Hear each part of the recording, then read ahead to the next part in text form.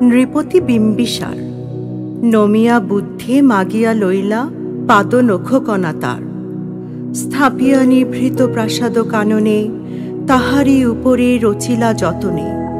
অতি অপরূপ শিলাময় স্তূপ শিল্প শোভার সার। সন্ধ্যা বেলায় শুচিবাস পড়ি রাজবধূ রাজবালা। আসিতেন ফুল সাজায় ডালায় স্তূপ পদমূলে সোনার থালায়। আপনার হাতে দিতেন জ্বালায়ে কনক প্রদীপ মালা।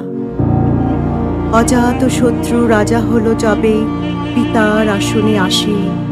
পিতার ধর্ম শোনিতের স্রোতে মুছিয়া ফেলিল রাজপুরী হতে।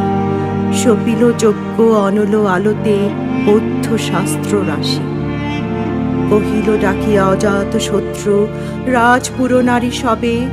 বেদ ব্রাহ্মণ রাজা ছাড়া আর কিছু নাহি ভবে পূজা করিবার। এই কটি কথা যেন মনে সার, ভুলিলে বিপদ হবে।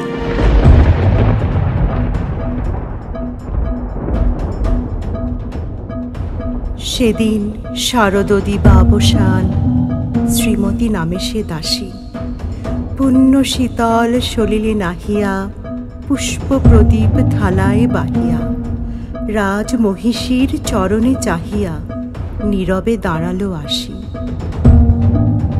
শিহরি সভয়ে মহিষী কহিলা, এ কথা নাহি কি মনে? অজাত শত্রু করেছে রটনা, স্তূপে যে করিবে অর্ঘ্য রচনা। শুলের উপরে মরিবে সে জনা, অথবা নির্বাসনে। সেথা হতে ফিরি গেল চলি ধীরে, বধূ আমি তার ঘরে। সম্মুখে রাখিয়া স্বর্ণ মুকুর, বাঁধিতেছিল সে দীর্ঘ চিকুর। আঁকিতেছিল সে যত্নে সিঁদুর, সীমন্ত সীমা পরে। শ্রীমতীর হেরি বাকি গেল রেখা, কাঁপি গেল তার হাত। কহিল, অবোধ, কি সাহস বলে এনেছিস পূজা? এখনি যা চলে, কে কোথা দেখিবে ঘটিবে তাহলে বিষম বিপদপাত। অস্ত রবির রশ্মি আভায় খোলা জানালার ধারে কুমারী শুক্লা বসিয়ে একাকিনী পড়িতে নিরত কাব্য কাহিনী। চমকে উঠিল শুনি কিঙ্কিনী, চাহিয়া দেখিল দ্বারে। শ্রীমতীরই হেরি পুঁথি রাখি ভূমে দ্রুত পদে গেল কাছে। কহে সাবধানে তার কানে কানে, রাজার আদেশ আজিকে না জানে। এমন করে কি মরণের পানে ছুটিয়া চলিতে আছে? দ্বার হতে দ্বারে ফিরিল শ্রীমতী লইয়া অর্ঘ্য থালি। হে পুরবাসিনী, সবে ডাকি কয়, হয়েছে প্রভুর পূজার সময়। শুনি ঘরে ঘরে কেহ পায় ভয়, কেহ দেয় তারে গালি। দিবসের শেষ আলোক মিলালো নগর সৌধ পরে। পথ জনহীন আধারে বিলীন, কলকোলাহল হয়ে লক্ষীন। আরতি ঘণ্টা ধ্বনিল প্রাচীন রাজ দেবালয় ঘরে। শারদ নিশির স্বচ্ছ তিমিরে তারা গণ্য চলে। সিংহ দুয়ারে বাজিল বিষান, বন্দিরা ধরে সন্ধ্যার তান। মন্ত্রণা সভা হলো সমাধান, তারি ফুকারিয়া বলে।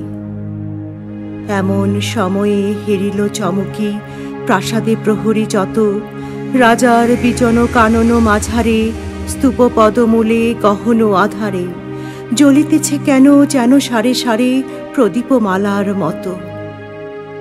মুক্ত কৃপানে পুররক্ষক তখনই ছুটিয়া আসি।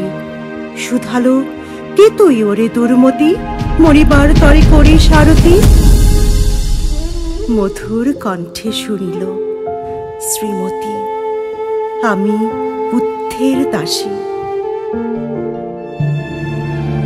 সেদিন শুভ্র পাষাণ ফলকে পড়িল রক্ত লিখা।